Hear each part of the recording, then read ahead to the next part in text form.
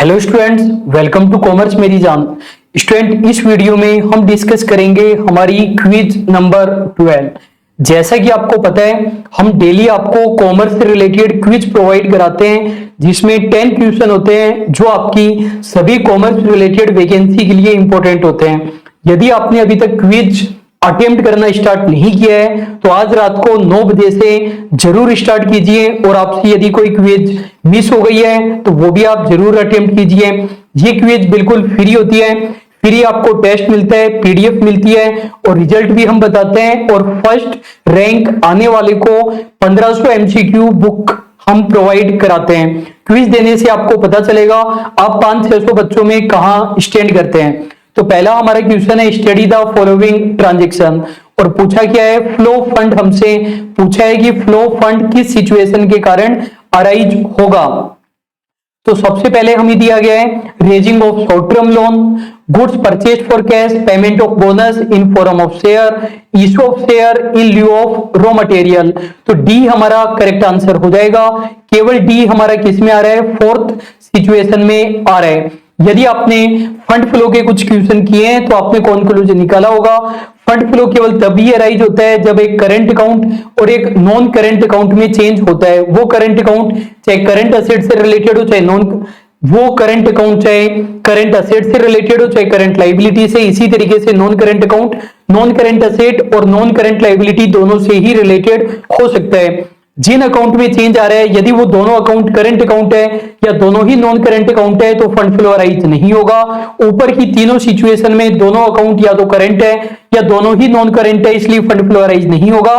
लेकिन fourth situation में एक अकाउंट हमारा करंट है, एक नॉन करंट अकाउंट है। एक देखिए रॉ मटेरियल था जो कि करंट अकाउंट है, और शेयर कैपिटल हमारा नॉन करंट अकाउंट है, इसलिए इसमें फंड फ्लो अराइज होगा। क्वेश्चन नंबर सेकंड की बात है, which one of the following is not true of cash budget.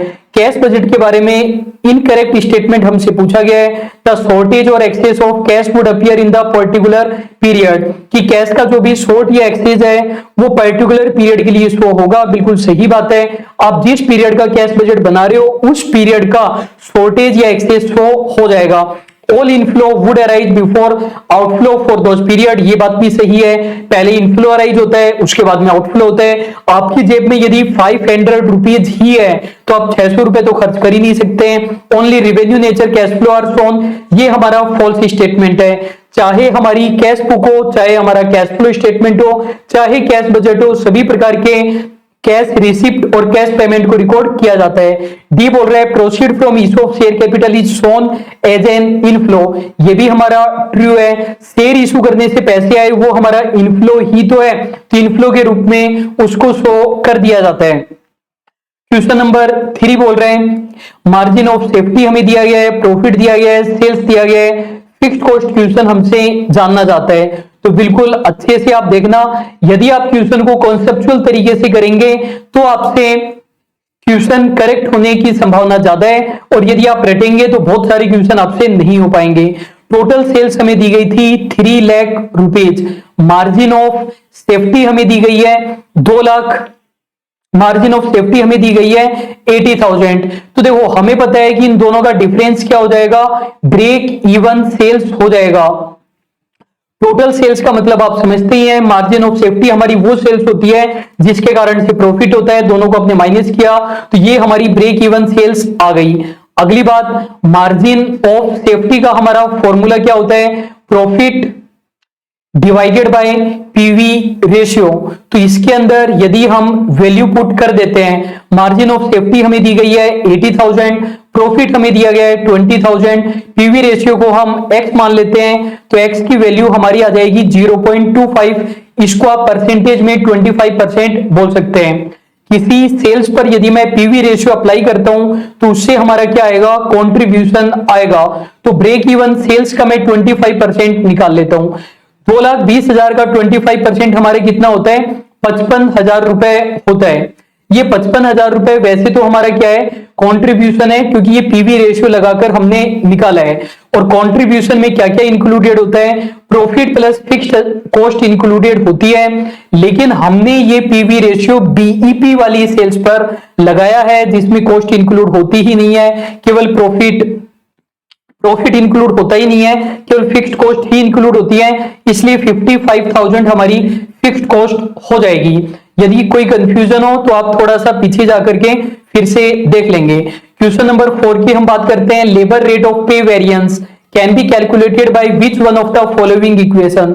तो याद करने का क्वेश्चन है, सी हमारा करेक्ट आंसर हो जाएगा। स्टैंडर्ड वेज रेट में से एक्चुअल वेज रेट को माइनस करना है और एक्चुअल आर से मल्टीप्लाई करना है, तो वेज रेट वेरिएंस हमारा आ जाएगा। क्वेश्चन नंबर 5 की बात करते हैं, स्टॉक टर्नओवर रेशियो हमें दिया गया है 6 टाइम्स, एवरेज स्टॉक दिया गया है 8,000, सेलिंग प्राइस 25,000 और हमसे जीपी पूछा गया है। स्टॉक टर्नओवर रेशियो 6 टाइम होने का मतलब है कि हमारी सीओजीएस एवरेज स्टॉक का 6 गुना है, तो हमारी सीओजीएस 48,000 रुपए आ जाएगी।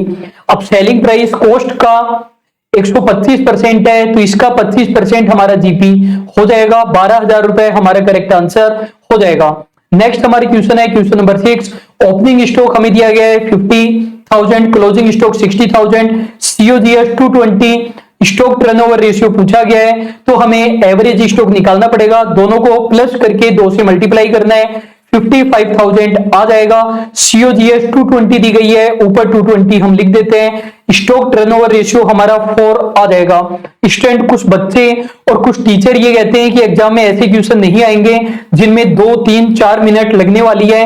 ये बात बिल्कुल सही है, लेकिन हम लोग समझने में गलती कर देते हैं, फिर हम टीचर को गलत समझ लेते हैं। आपके एग्जाम में 2, 3, 4 मिनट लगने वाले क्वेश्चन नहीं आएंगे, लेकिन 2 पॉइंट आप लोग जरूर ध्यान रखना। पहली बात, क्वेश्चन में 2 मिनट लगने वाली है, 4 मिनट लगने वाली है, 6 मिनट लगने वाली है या फिर 20 सेकंड लगने वाली है। ये डिपेंड करता है पर्सन टू पर्सन कि आपने चीजों को कितने कॉन्सेप्चुअल तरीके से समझा है। दूसरी बात, एग्जाम में 1-2 क्वेश्चन ऐसे आते हैं, उनका पर्पज ये नहीं होता है कि आप वो क्वेश्चन करके आओ, उनका पर्पज ये होता है कि वो क्वेश्चन आप छोड़कर आ जाओ। एग्जामिनर आपको क्वेश्चन इसलिए देता है कि बच्चा उस क्वेश्चन में फंस जाए और उसके 5-7 क्वेश्चन गलत हो जाए, तो 1-2 क्वेश्चन ऐसे आ जाते हैं, और वैसे ये क्वेश्चन तो टोटल ही 10-12 सेकंड का क्वेश्चन था। क्वेश्चन नंबर 7 की हम बात करते हैं, in what order the following assets are shown in the balance sheet of company. ये असेट बैलेंस शीट में किस तरीके से शो की जाती है। वैसे तो बैलेंस शीट के लिए हमारे पास दोनों अप्रोच होती है, आप नॉन लिक्विड एसेट को ऊपर दिखा सकते हो, लिक्विड एसेट को नीचे, या फिर इसका वाइस वर्सा भी आप कर सकते हो, लेकिन जनरली हम नॉन लिक्विड एसेट को ऊपर दिखाते हैं और लिक्विड मोस्ट लिक्विड एसेट को नीचे दिखाते हैं। तो फर्नीचर एंड फिटिंग हमारा सबसे ऊपर आ जाएगा, उसके नीचे हमारा इन्वेस्टमेंट आ जाएगा, उसके बाद में ट्रेड रिसीवेबल आ जाएगा, उसके बाद में कैश आ जाएगा। 3, 4, 1, 2, C हमारा करेक्ट आंसर हो जाएगा। क्वेश्चन नंबर 8 की बात करते हैं, retiring partner continue to be liable for obligation incurred after his retirement. Retiring partner retire हो चुका, उसके बाद भी वो लायबल रहेगा, कब तक? If unpaid amount is transferred to his loan account, he does not give public notice. If he starts similar business elsewhere, in all the situation till he survive.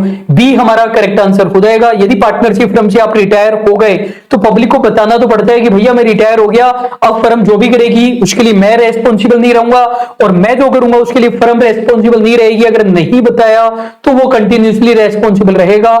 ये बात है। एक्टिव पार्टनर के लिए ये बात होती है, स्लीपिंग पार्टनर तो कभी भी थर्ड पार्टी के लिए रेस्पॉन्सिबल होता ही नहीं है।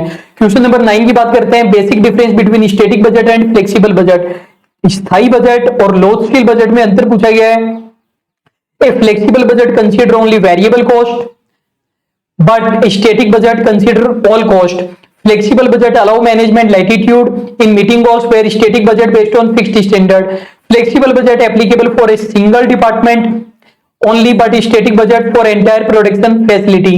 Flexible budget can be prepared for any production level within a relevant range but a static budget is based on one specific level of production.